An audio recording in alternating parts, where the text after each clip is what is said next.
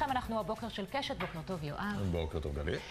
יפה, האם ידעתם שלמוצצים יש תאריך תפוגה? רק אתמול הודיעה חברת שילב על בעיה במוצצים מסוג מסוים, וציינה כי יש חשיבות גדולה לזמן החיים של המוצר. איתנו דליה ירום, מנהלת המעבדה לכימיה וטקסטיל במכון התקנים, וצליל סודק שמוצץ התפרק בפה של הבת שלו. אז קודם כל תספר לנו מה קרה.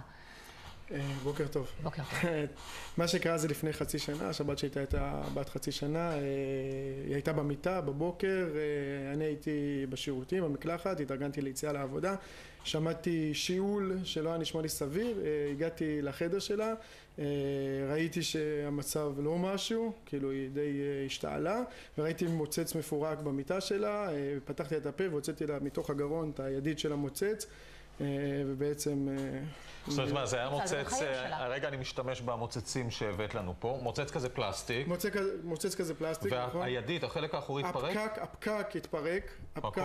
כל הפקק התפרק. והיא בלעה אותו. והיא נכנסת לתוך הגרון, היא לא צריכה לבלוע אותו, אני הוצאתי לה את זה בתוך הגרון. ההשתעלות הגיעה בגלל שזה נתפס לה בגרון. ואני אומר שפנית, שאלת מה אמור לך, זה לא אמור לקרות.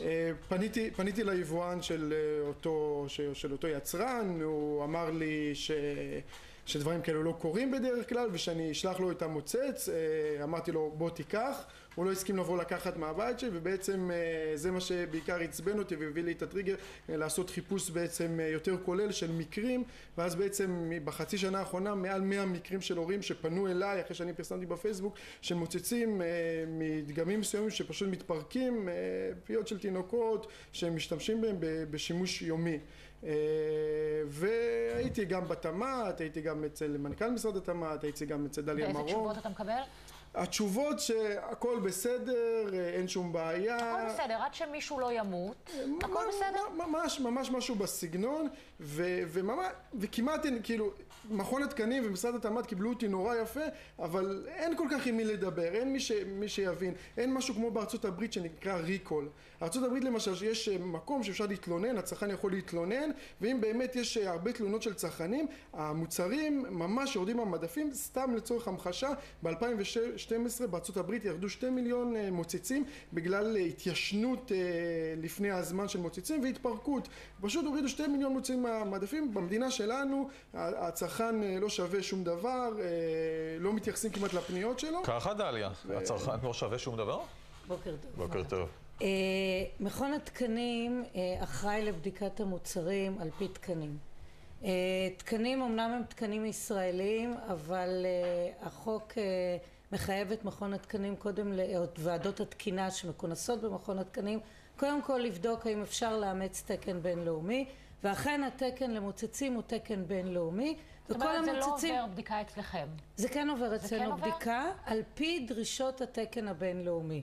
חלקם, לא רק שעוברים אצלנו בדיקה, לחלקם יש תו תקן, סימן המותג של מכון התקנים, ששם גם יש פיקוח על תהליך הייצור בזמן ייצור המוצצים. עכשיו תראי, כשאני הולכת לקנות חלב וגבינה, יש לי שם תאריך תוקף, בסדר, אבל זה נשאר לי על המכסה, או על המוצר עצמו. כשאני פותחת מוצץ לבת שלי, אני זורקת את האריזה.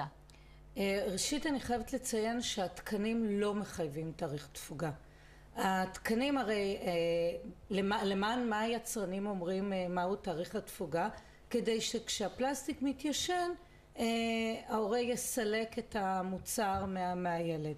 התקנים או ועדות התקינה הבינלאומיות החליטו לנקוט בגישה אחרת, מאחר ותאריך תפוגה למוצרי פלסטיק זה לא דבר שעדיין מעוגן במחקרים אקדמיים, ולכן הם החליטו לנקוט בגישה אחרת ולחייב שיהיה רשום על גבי המוצצים שהורים חייבים לבחון את המוצר מעת לעת ולראות אם חלו בו שינוי. אז בואי תספרי לנו... איך בוחנים?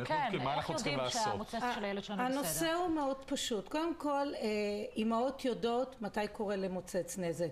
אם אני הולכת עם עגלה ועוברת על גבי המוצץ, כדאי אחרי שאני שוטפת את המוצץ, לעשות פעולה מאוד פשוטה כזו, לראות האם זה מתחיל להתנתק. תראו פה מוצץ שמתנתק, קוראים דברים כאלה. תראי רגע למצלמה, הנה מאחורייך. הנה, אני אראה לכם.